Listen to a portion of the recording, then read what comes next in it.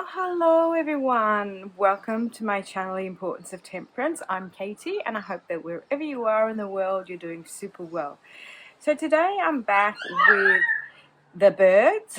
You'll hear the birds in the background. We've got a few, oh my goodness me, I've forgotten the name, but I'll link the name of them below. We've got a bit of a family of them that hang out and now they're kind of calling out because they want some food. So today, as I was saying, I'm back with a quick video. I wanted to just sort of go through the tarot deck Carlotydes, as I've decided that I'm going to call it, because as Carlota Santos is Spanish, I think that it's a play on her names. One of my friends' name is Carlotta, and in Italian we call her Carlotta, Carlotina, Carlotti.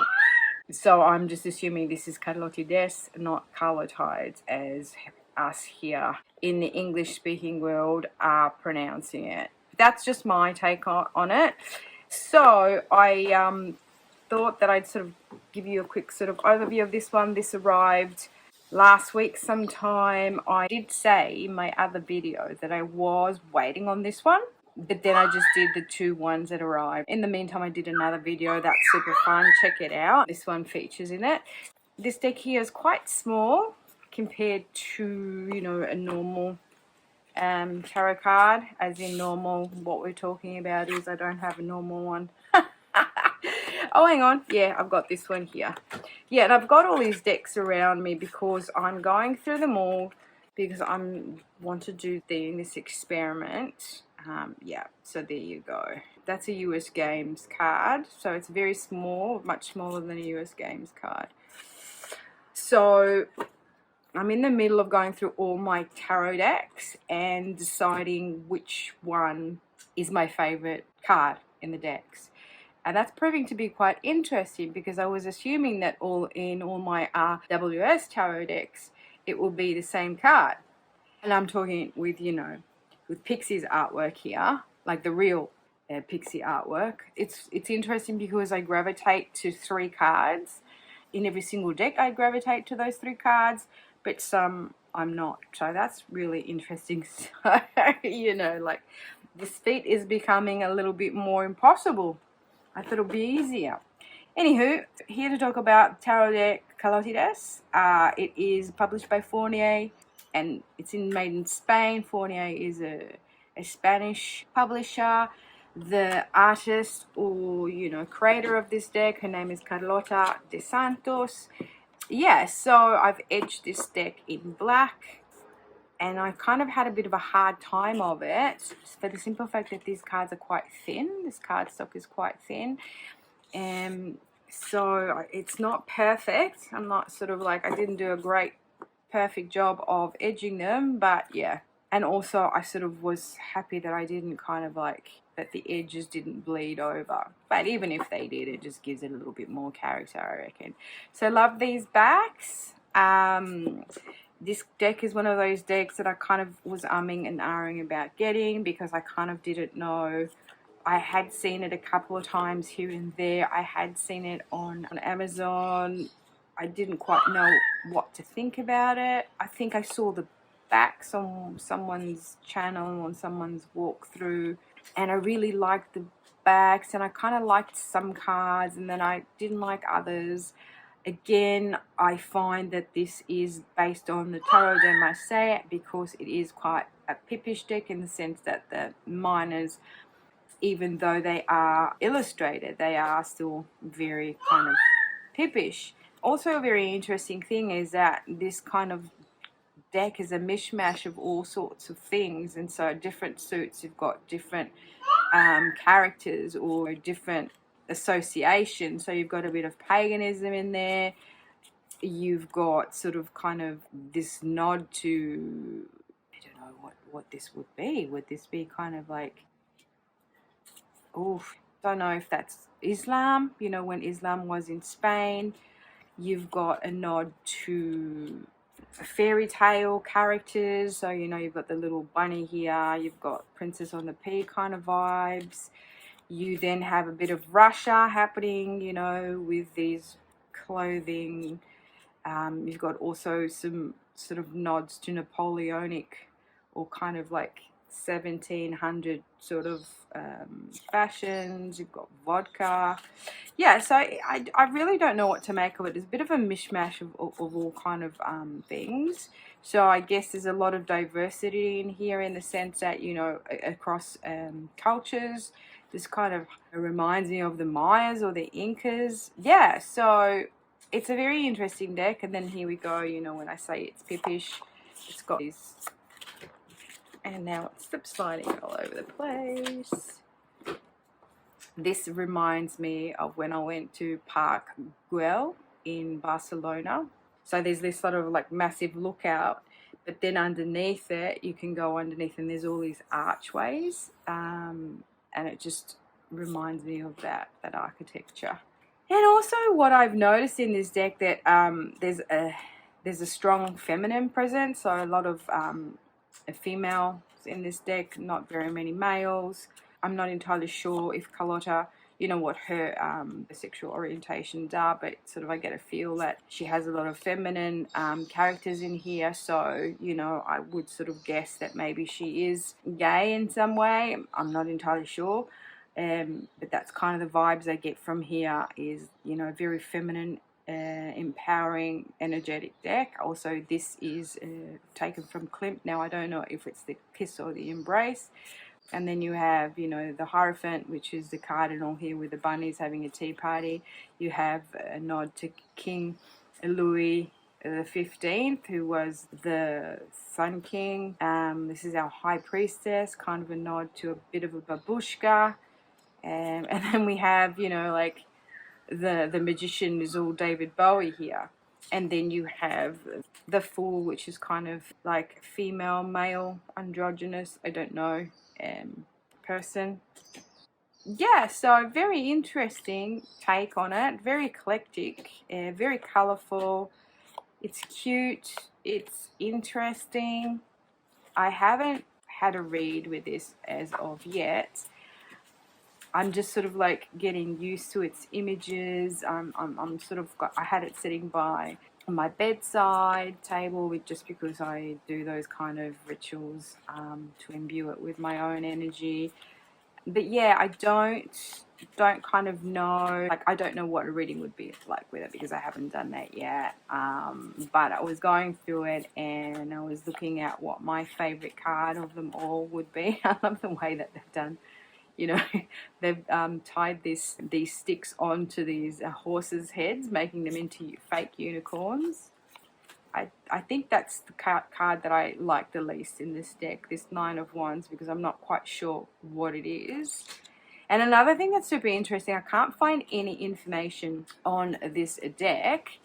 It does have one of them booklets in here that has various languages in there, but it doesn't really give you an insight into Carlotta's processes, or what she envisaged for this deck. And there's just like a little blurb about each card, and then when you go and read a little bit about it, just has what is tarot, and it just gives you a history of tarot more than anything else. It is in different languages, but it doesn't really give an explanation of who she is, what her inspiration is, what the cards mean to her. So it's kind of a little bit difficult to understand where she's coming from. I've tried to go online to have a look. This is just the title card with her name. To have a look about it, you know, and there's just kind of like the blurb on Amazon or any other retailer. Just gives you sort of a very generic blurb about, you know, cards are eclectic, based on various characters, historical characters and genres, and so on and so forth. But what I wanted to show you was kind of some of my favorite cards. So the Seven of Cups, the Three of Swords. I love this Ten of Swords. I love this Knave of Wands. Beautiful dress or costume. I'm loving the Empress too. She's giving me strong Empress vibes. Now, if any of you have been following my channel, you will know that I enjoy a strong Empress card. Not just this woman who's a mother. I like to see the Empress being an Empress, so you know, her strength coming through as well as her ability to be a nurturer and you know, being fertile and having children, or this mother figure.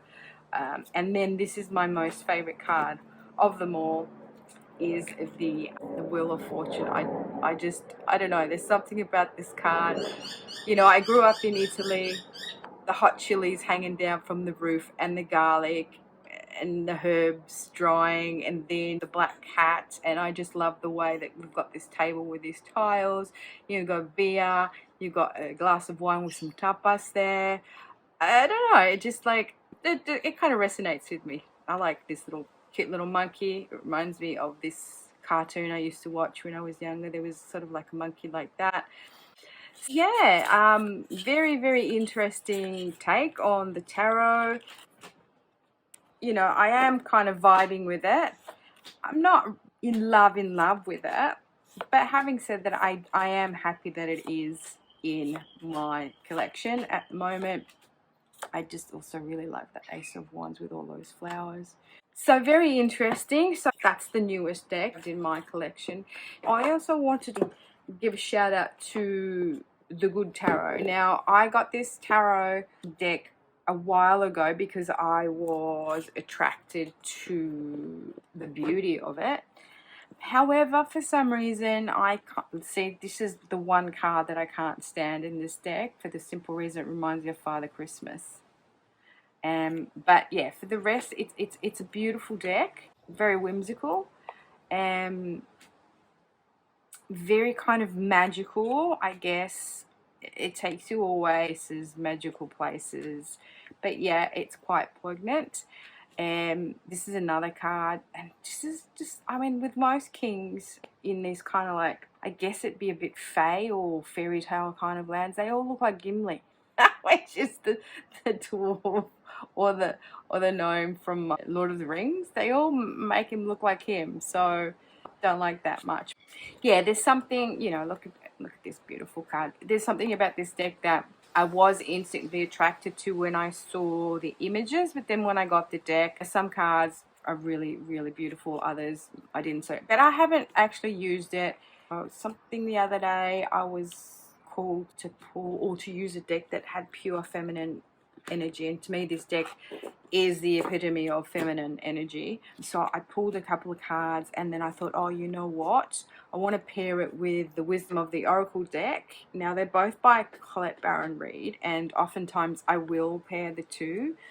And I got this amazingly synchronistic 3 cards come out, and then 3 cards come out of this, and the numbers were the same. Like, for instance, 5-5, but then, you know, I got like a 12, and then I got another card underneath, so that added up to 3, and the card underneath added up to 3. So it was very synchronistic, very on point. I thought, oh, you know what I'm going to do? And also the names of these cards are a little bit different from usual, and I like this take on the lovers. I like the way that they've done the signs on the pillars here.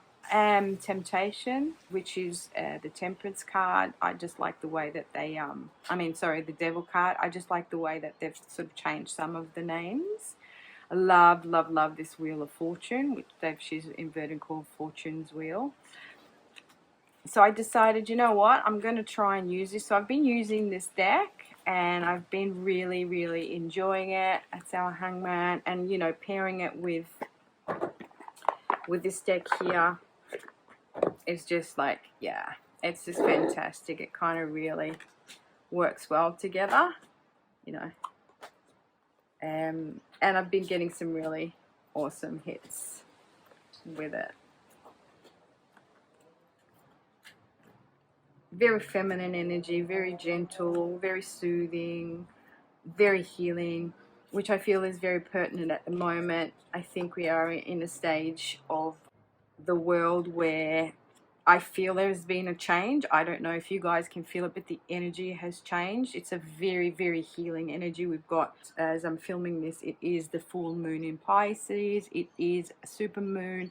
I feel the energy. I feel it's like this beautiful, encompassing, warm healing energy that just wants to take away all that hurts from us and wants us to focus on healing, focus on releasing the past, focus on manifesting or visualizing how it can be different going forward and making the decision for that to be different going forward, instead of hanging on to the past, hanging on to the hurts, hanging on to the drama, hanging on to what was in the past in the sense, oh, it was always that way, so that's the way it has to be, or that's the way it's going to be, nothing changes. I think that is a very big thing that we have to let go of now, comparing what will be to what was. And it's very important, I think, at the moment. That's the message I've been getting in every single of my reads for myself, is to let go of the past, let go of your hurt, let go of anything that keeps blocking your abundance, your wealth, you coming into yourself and your gifts that are yours by birth. Victim mode, holding on to past hurts, hating on people, judging people, listening to anybody else that tries to tell you how to think or what to do. Cut out the drama. Don't be partisan in the sense that don't, take on someone's opinion just because that's the most popular opinion. Come back to yourself, to your own sacred knowledge, inner knowledge, intuition, and rely on that to go forward. That's so strong at the moment. It's been coming out everywhere, and I think it's so important to let go, because if we don't let go of the past and we don't forgive the past and we don't forgive the people who have hurt us, then we can't go forward. We don't have to agree with everyone, but just because we don't agree with someone doesn't mean we have to hate them. What we have to understand is flip that and say, okay, that person has that opinion, I have my opinion, that's great, we can agree to disagree, but we're still all human beings. We've been all entitled to sort of, have our opinions, think the things that we want to think, and still respect each other. I mean, that's what makes this world so great, is that we're not all the same. Because if we were all the same, we'd be all robots, and how bloody boring would that be? So, that said, I just wanted to sort of talk about that, say that I've been using these decks, I've been really enjoying it, and my next video is about the cards that I love, that one favorite card in each and every tarot deck that I own. And as I said, it's proving to be a monumental task, because I didn't realize that it's really hard to narrow down your fave cards in the deck. All right, my lovelies, thank you so much for hanging out with me. If you like me, like my channel, like my content, please give us a thumbs up, leave me a comment down in the section below. What are some of your favorite cards? The tarot deck Carlotydes, Carlotydes, what are your thoughts on it? Do you love it? Do you not love it? I hope that you all have a great rest of the week, and I will see you all in my next one. Ciao.